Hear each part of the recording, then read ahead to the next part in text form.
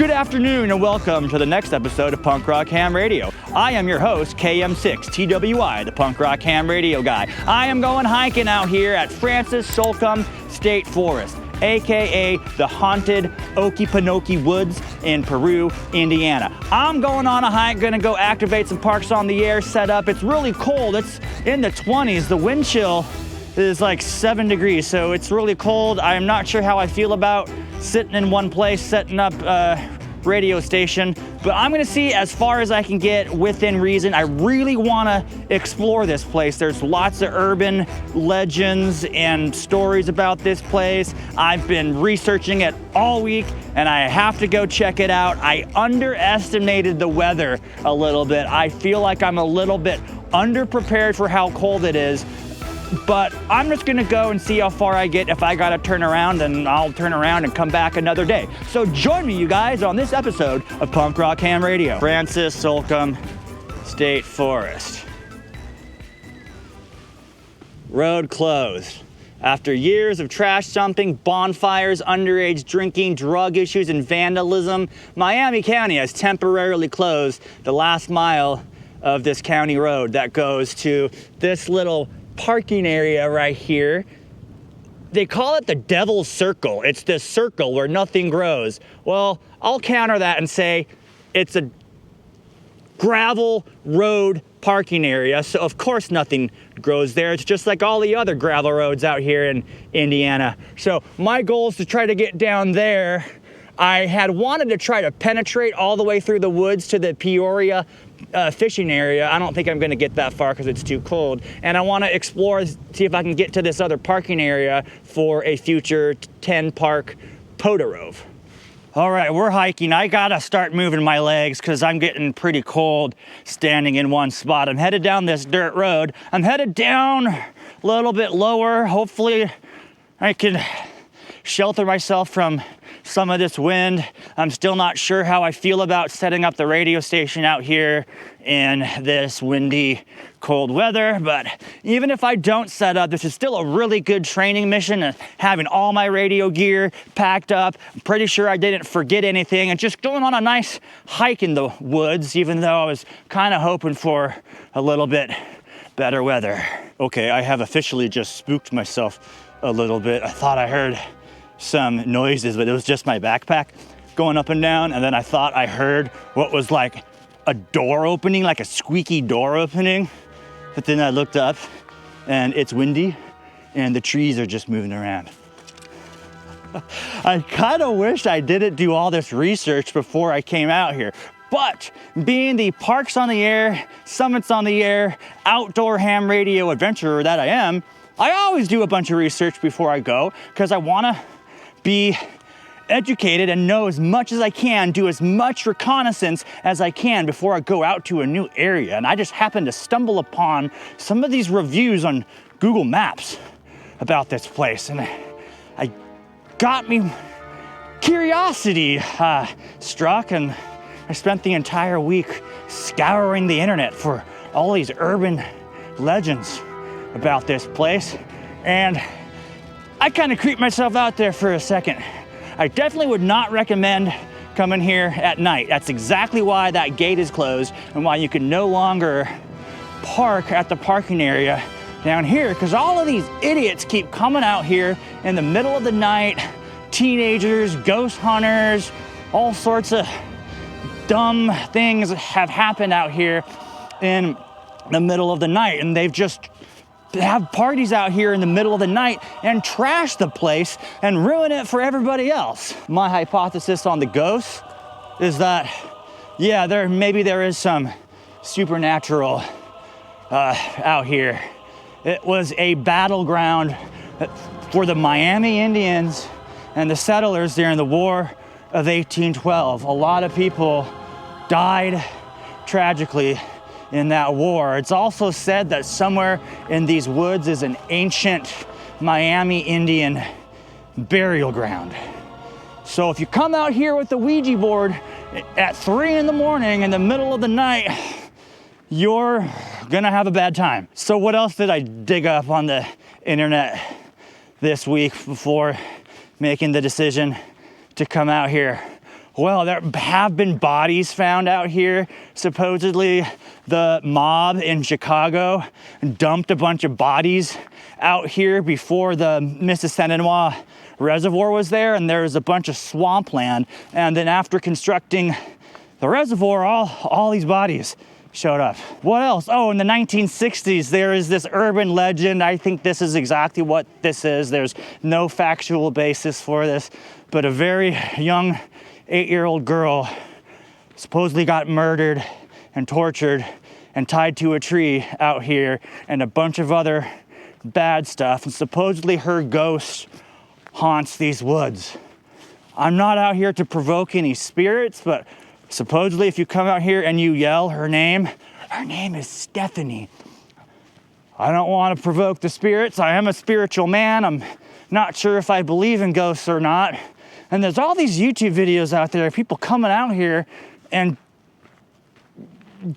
provoking the spirits, but I also think they're just staging a bunch of this stuff for clicks and views and likes, and making it look like this poltergeist Blair Witch Project thing. And supposedly there is a haunted cabin out here, and supposedly you can, if you look hard enough, you can find the tree with the rope marks that this poor girl was tied around. If there's even any substance to that story, I don't really think there is. What else? Oh, so there was another story about a guy who went camping out here with 2 or 3 of his buddies, and one of his buddies had an affair with his wife, so he lured them out to these woods and he murdered them. And then there's some other story about a serial killer that lived in these woods at one time. But this guy allegedly got chased away by the ghost of a British soldier, telling him not to do that anymore and to stop killing people. Can you imagine getting chased away by the ghost of a British soldier? That is a wild story. There's a lot of history here regarding the Miami Indians and the War of 1812. A lot of people did die out here, so I wouldn't be surprised if there is paranormal activity going on out here, but this is not a paranormal investigation. I'm a ham radio Parks on the Air activator, and that's exactly what I'm gonna go and do. It's actually starting to feel a little bit warmer. The sun is hitting me, and I'm having a nice walk. Now, will I hear a ghost in my radio while I'm activating? I don't really know. I've seen all these ghost hunters on YouTube with this $13 little Amazon plasticky piece of junk EMF detector and this little like AM/FM little spirit box thing with this little antenna on it. I watched those videos, and the first thought was like, oh, so that's why they close these roads, because all these people keep coming out here, ghost hunting, partying, and trashing the place. But isn't ham radio waves part of the electromagnetic spectrum? Non-ionizing radiation? And aren't these spirit boxes just kind of scanning around like some of the broadcast bands, like really fast? So no wonder you're gonna hear a voice. Most of those stories are a bunch of baloney, but it's true that there have been some tragic things that have happened out here, and I wouldn't be surprised if it is rife with paranormal activity. But I am not here to provoke the spirits. I hope all of the spirits that are still out here settle their unfinished business, and we can all hold hands and sing Kumbaya and get back to where we're going after this life. That's what I think about that. What do you think? Leave me a comment below. I would love to hear from you. Well, I have arrived at the Devil's Circle, this circle where nothing grows. It's a gravel dirt road. Nothing's supposed to grow on it, so you could have a reasonable dirt bumpy road to drive down here, park your car, go hiking, and go horseback riding. They put the gravel here on the road so that you could drive your car on it and have nothing grow on it, because if there wasn't gravel here, stuff just grows everywhere. This is Indiana. Stuff grows everywhere except during the wintertime. See, look, there's a bunch of gravel right there. Devil's Circle. Oh yeah, here's another thing. Apparently this Devil's Circle is where the satanic cults come and do their rituals in the middle of the night. And the legend goes that a farmer at one of the farms surrounding this place came upon these people doing whatever weird stuff they were doing to these animals, and he chased them out, and then the sheriff came back and found evidence here of mutilated animals. This place has a lot of wild stories surrounding it. You can do your own research. Go ahead and Google, put it right here, Okie Pinoke Woods, Peru, Indiana. It's at least worth a Google search, or do a little YouTube search. There's tons of YouTube videos, some better than others. Most of the ghost hunting ones, these people just look dumb, and that's exactly why you can't drive out here anymore. There's one guy on YouTube that I found. He's been fishing and hiking this area for his whole life, and he says he's never seen anything or heard anything paranormal, and I think he's right. Okay, so continuing on with our adventure, that's the Mississinawa River right there on the low side of the dam. The Peoria fishing area is over that way, and one of my primary objectives was to get to this Devil's Circle or whatever they call it, and then keep penetrating through the woods to that fishing area. And I think there's another parking area over there that's within the park boundary for a future 10 park POTA rove. The fishing area over there is technically not in the park boundary, which is a shame because that would be the most convenient place to do a rove from. And there's a bunch of other POTA spots just dotted all around this area. All of these reservoirs out here in Northeast Indiana are my favorite backyard fort type of places to go exploring and spend time outdoors, playing radio, going camping, going hiking, and just being one-on-one with nature. Making my way along the Mississinawa riverbanks, and the trail's washed out. Just gotta get over there. I'm almost there. I can see the dam over there, which means the fishing area should be dead ahead. So, okay, awesome. You can get through here. There's a path through these woods. Now I know that. And check out these houses along the riverbank. This is like the Beverly Hills of Indiana, like a riverfront or lakefront property. That's pretty cool. I wonder what all the locals have to say about all the folklore and ghost stories in the Okie Pinoke Woods. So far, every local that I've talked to, every Hoosier, Indiana, Carlos, Gray Man POTA, a bunch of my buddies at work, they've never heard of any of these ghost stories. Literally everybody that I've talked to that's lived in Indiana longer than I have has not heard of the Okie Pinoke Woods. Can I ask you a question? Have you heard of these woods being haunted? The Okie Pinoke Woods? No. See, look, there's a local fisherman right there. He has no idea what the Okie Pinoke Woods is. So exactly my point. Hiking objective number 2 for the day accomplished. Welcome to the Peoria fishing site. Now I just need to find a way across. Just having some beef jerky and a little water break. There's the Mississinawa Dam over there, and the fishing hole is over there. I'm taking refuge behind this bathroom structure. If I put my hand right there, you can still feel the cold wind. It's just enough to brr. These people on Reddit are saying, these woods are so big and they're so haunted. Dude, it took me less than an hour to hike across the whole woods. It's like 1.8 miles. It's not that big. Go to the Sierras, go out west, go to the Appalachians. Those are some giant woods that you might get lost and die in. This is a nice little nature walk.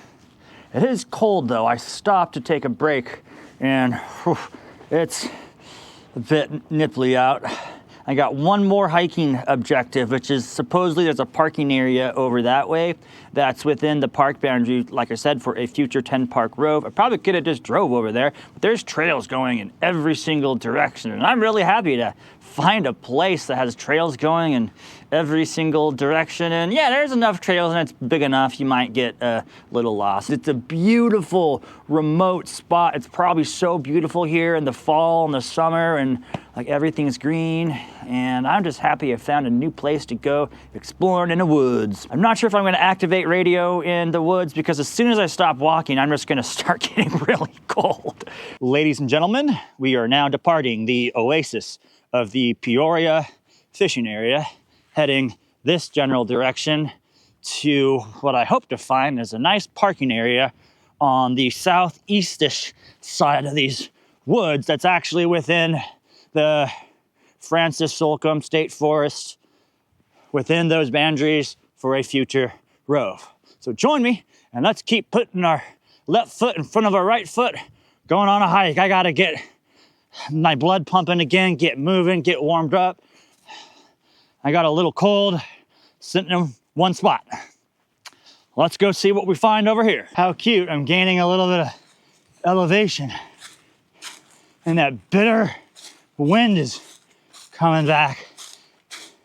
The jet stream is doing weird stuff. It was like over 50 degrees yesterday, and the temperature just dive bombed today, and it's been really windy all last night and all day today.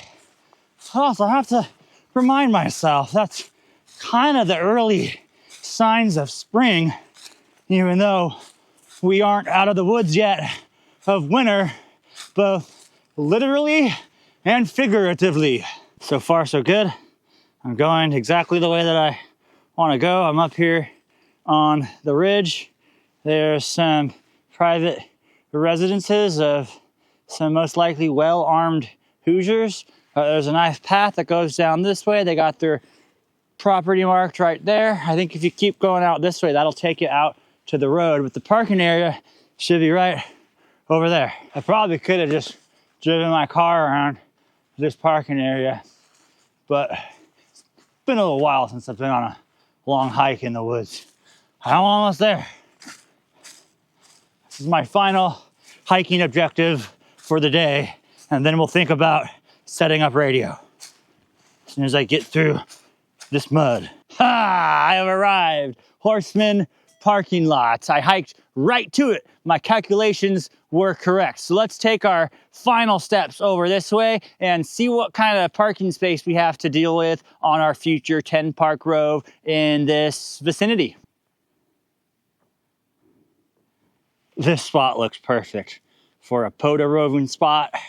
It's well within the park boundary, and I think it's still in a convenient enough spot to hit all the other POTA spots down there, and then Salamone reservoirs up there. There's 5 POTA spots at each of these reservoirs, so that's what we're gonna do, probably in the summertime. Only one thing left to do now is to loop kind of back around from where I came from and make a decision. Do I really want to set up radio out in the muddy woods in the cold wind chill, or am I going to activate from the car?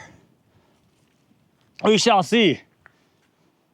The plan was, I got my AC 891 in the backpack, my 40-meter NVIS dipole that I've been messing around with, because I'm actually kind of having a lot of fun exploring like the low sides of these dams and, you know, setting the dipole up at different heights and just playing with that. But it's so cold that as soon as I stop hiking, I'm just gonna get really cold, and I don't think it's gonna be that great of a time. So let's go ahead and continue our adventure, get oriented back in the direction that we came from, and I'll bring you guys along and we'll make our decision as we start heading back to the car. Well, here I am making my way back. There's the way that I came down by the riverbank. I got some decisions to make. I might be able to go down that way, or I can go down that way. There's a ravine over there. I think trail 1 goes all the way around that way. I probably should have gone that way. I think I'm gonna go that away. Okay, I should be able to get down here. That looks simple enough. Here's the ravine over here.